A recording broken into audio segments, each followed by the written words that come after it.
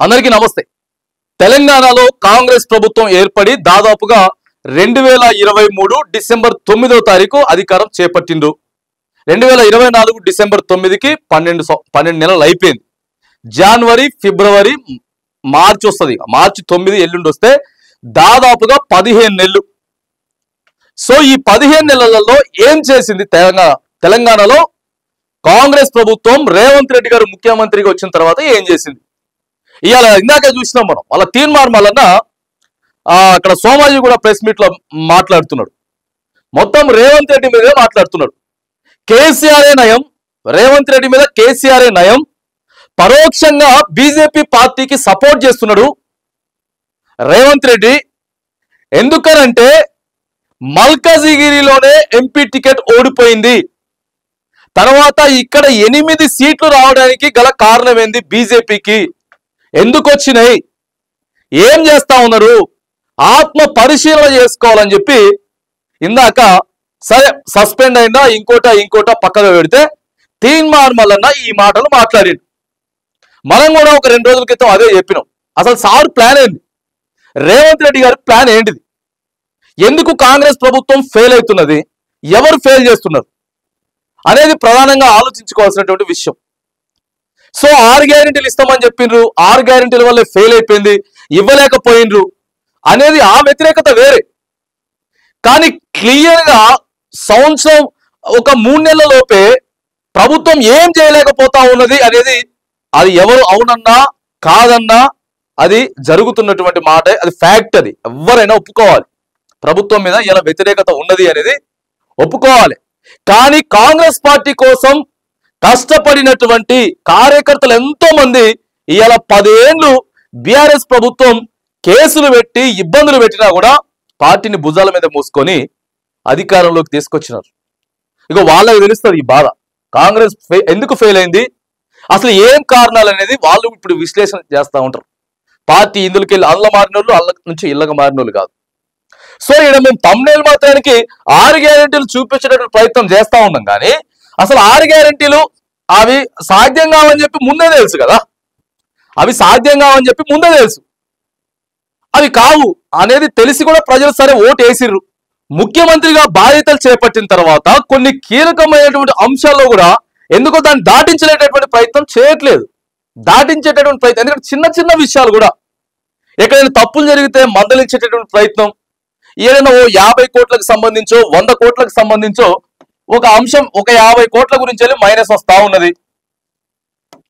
ఈ 50 కోట్లు కూడా ముఖ్యమంత్రి గారు డైవర్ట్ చేయలేడా, మంచిదానికి తిప్పలేడా? 50 కోట్లతో వేల కోట్లు కాదు కదా. సో వీటిని కూడా ఎందుకు ఇప్పుడు ఇలా ఫర్ ఎగ్జాంపుల్ మినీ అంగన్వాడీలు ఒకటి చెప్తా. వీళ్ళకి 9 నెలల నుంచి జీతాలు వస్తలేవు. ఎందుకంటే నిన్న వీళ్ళే ఈ అంగన్వాడీలంతా కూడా నిన్న ఇక్కడికి వచ్చిరు, ప్రజాభవన్కి వచ్చి వాళ్ళంతా దరఖాస్తు పెట్టుకున్నారు. మొత్తం కలిపితే ఒక 8,000 మంది ఉండొచ్చు కాక మినీ అంగన్వాడీలు. వీళ్ళకి జీతం 9,000 ఎంత ఉంటుంది, 10,000 లోపే. వీళ్ళకి జీతం 10,000 లోపే. వీళ్ళ అంగన్వాడీలు మెయిన్ గా కాంగ్రెస్ పార్టీ కోసం పనిచేశారు. రేవంత్ రెడ్డి గారికి తెలీదా? 9 నెలల నుంచి కూడా జీతాలు రావట్లేదని చెప్పి రేవంత్ రెడ్డి గారికి తెలీదా? మరి ఎందుకు వాళ్ళకు ఒక 3 నెలల జీతమో లేకపోతే ఒక 4 నెలల జీతమో ఎందుకు లేకపోతా ఉన్నారు? మొత్తం కలిపితే నువ్వు ఒక 50 కోట్లు రిలీజ్ చేసినావు అనుకుందాం. 50 కోట్లు రిలీజ్ చేస్తే వాళ్ళకు 3-4 నెలల జీతాలు వస్తాయి కదా. ఇది చేయొచ్చు కదా ముఖ్యమంత్రి గారు, సింపుల్ కదా. ఒక మాట చెప్తే ఆర్థిక శాఖ ఒక 50 కోట్లు విడుదల చేసి వాళ్ళకి జీతాలు ఇస్తారు కదా. మరి ఎందుకు ఇక్కడ చేసేటటువంటి ప్రయత్నం చేయట్లేదు? ఇది ఆత్మ పరిశీలన చేసుకోవాలని చెప్పి కాంగ్రెస్ పార్టీ కోసం కష్టపడినటువంటి లీడర్లు, కష్టపడినటువంటి కార్యకర్తలే చెప్తా ఉన్నారు. సో ఏం జరుగుతుంది? మరి పరోక్షంగా బీజేపీకి సపోర్ట్ చేసినటువంటి ప్రయత్నం కాంగ్రెస్ పార్టీకి. అసలు ఇంత తక్కువ టైంలో అంత వ్యతిరేకత ఎందుకు? ముఖ్యమంత్రి గారు పర్ఫెక్ట్ గా ఉంటే, ఖచ్చితంగా పనిచేస్తే ఇంత వ్యతిరేకత రాదు కదా అనేది కాంగ్రెస్ పార్టీ ఒరిజినల్ కార్యకర్తలే ఆలోచిస్తున్నటువంటి మాట. అందుకే మనం చెప్పినాం తమ్నేల్ మనం ఏం పెట్టినామంటే, ఇగో చూడండి మీకు క్లియర్ గా కాంగ్రెస్ ప్రభుత్వం ఫెయిల్ అవ్వడానికి కారణాలు ఇవేనా అని చెప్పేసి అడుగుతా ఉన్నాం. మరి ఏంది, ఎక్కడ ఫెయిల్ అయింది ప్రభుత్వం, దేనికోసం ఫెయిల్ అయింది, ఎందుకు ఫెయిల్ అయింది, ఎందుకు ఫెయిల్ అవుతుంది? పైసలు ఉన్నాయి, ఇచ్చేటటువంటి ప్రయత్నం ఇచ్చినవి కూడా చెప్పుకోలేకపోతా ఉందని అంటున్నాం. రైతు రుణమాఫీ బ్రహ్మాండంగా చేసిర్రు, దాదాపు 30,000 కోట్లు ఖర్చు పెట్టిండ్రు. కానీ ఇలా అది కూడా మైనసే ఉన్నది. ప్రతిపక్షం ఎక్కువైపోతున్నది. ఈడేమో బీజేపీ మాత్రానికి 8 స్థానాలు గెలుచుకుంటా పోతుంది బీజేపీ. ఆ తర్వాత ఇప్పుడు రీసెంట్ గా ఎన్నికల రిజల్ట్ వస్తా ఉన్నాయి. రిజల్ట్స్ వస్తా ఉంటే ఎమ్మెల్సీ ఎన్నికలలో కాంగ్రెస్ పార్టీ అభ్యర్థి కాకుండా అంజిరెడ్డి గెలుస్తున్నాడట. మరి బీజేపీ గెలుస్తుందా? ఆడ కూడా బీజేపీ గెలుస్తుంది కదా కరీంనగర్ గ్రాడ్యుయేట్ లో. ఇవన్నీ ఆలోచన చేయాలి. 8 స్థానాలు, ఈడ ఎమ్మెల్సీ, ఆ తర్వాత టీచర్ ఎమ్మెల్సీ కూడా మల్క కోమరయ్య బీజేపీ గెలిచిండు. మరి సారు పోయి 4 నియోజకవర్గాలలో ప్రచారం చేసిండు. మరి ఇవన్నీ ఏంది? ఒకసారి ఆడికి పోయి నరేందర్ రెడ్డి గెలిచినా ఒకటే, గెలవకపోయినా ఒకటే. కాంగ్రెస్ ప్రభుత్వానికి అయింది ఏమి లేదు, పోయిందేమి లేదు ప్రభుత్వానికి అని ప్రచారం చేసి వస్తుంది. మరి అలానేమో నరేంద్ర మోదీ ఫోటో పెట్టుకున్నటువంటి అంజిరెడ్డి ఎట్లా గెలుస్తున్నాడు? సో ఎవరు ఇంటర్నల్ గా సపోర్ట్ చేస్తున్నారు? ఏం జరుగుతా ఉంది? అసలు ఫెయిల్ అవడానికి ప్రధాన కారణం ఏంది? 6 గ్యారంటీలో లేకపోతే ఇంకోటి కాదు, పక్కగా పెడదాం. వ్యక్తులు ఎవరు ఇంటర్నల్ గా తగ్గించేటటువంటి ప్రయత్నం, అక్కడ పెంచేటటువంటి ప్రయత్నం చేస్తా ఉన్నారు. బీజేపీ పెరుగుతున్నది అంటే ఏం జరగబోతా ఉంది ఫ్యూచర్ లో? ముఖ్యమంత్రి రేవంత్ రెడ్డి గారికి గురువు గారు ఎవరు? ఆంధ్రప్రదేశ్ లో ఉన్నటువంటి చంద్రబాబు నాయుడు గారేనా? చంద్రబాబు నాయుడు గారు ఇలా ఎవరితో పొత్తున్నారు? సో ఇక్కడ ఎందుకు ఇంత వ్యతిరేకత వస్తున్నది? కాంగ్రెస్ ప్రభుత్వాన్ని కాదు, కాంగ్రెస్ పార్టీని వాడుకుంటా ఉన్నారా? ఏం జరుగుతా ఉంది అనేది కాంగ్రెస్ పార్టీ కార్యకర్తలు, ఆ తర్వాత అక్కడ ఉన్నటువంటి ఏఐసిసి పెద్దలు ఆలోచన చేయాలి. ఢిల్లీలో ఉన్నటువంటి ఏఐసిసి పెద్దలు ఆలోచన చేయాలి. ఇక దాంతో పాటు ఇక ఫెయిల్ అవడానికి ఈ 6 గ్యారంటీలు ఇది అంతా సో ఉన్నాయి. తులం బంగారం ఇయ్యలేమని చెప్పి ముందే తెలుసు, స్కూటీలు ఇయ్యలేమని చెప్పి ముందే తెలుసు. ఇవన్నీ అరే 15,000 చెప్పిన రైతు భరోసానే ఇయ్యలేక 12,000 కొత్తివి, 3,000 తగ్గిత్తివి. అవునా కదా?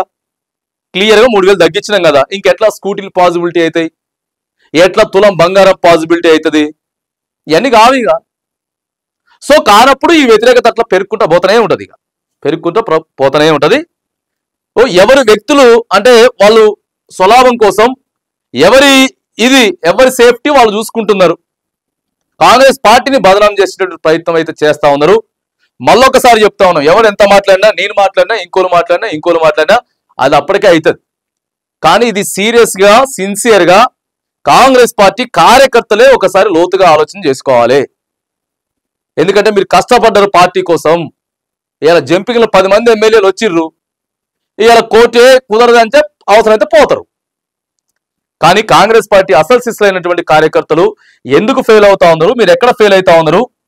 సో ఇవన్నీ కూడా దయచేసి ఆలోచన చేసుకోవాలి. ఎందుకంటే కాంగ్రెస్ పార్టీ చాలా పెద్దది.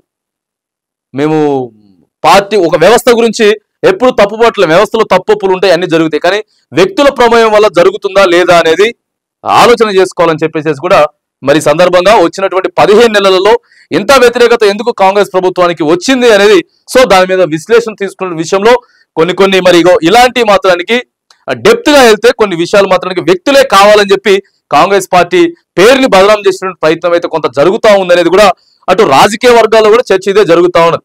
రాజకీయ వర్గాల్లో ఆ తర్వాత సోషల్ మీడియా వ్యాప్తంగా కూడా సో ఇదే జరుగుతూ ఉన్నది. అటు విశ్లేషకులు కానీ లేకపోతే ఇటు సీనియర్ జర్నలిస్టులు కానీ సో ఇదే మాట్లాడుకుంటా ఉన్నారు. కాబట్టి ప్రధానంగా కాంగ్రెస్ పార్టీ ఫక్త్ కార్యకర్తలే దీని గురించి ఆలోచన చేయాలని చెప్పేసి కూడా మనం చెప్తా ఉన్నాం.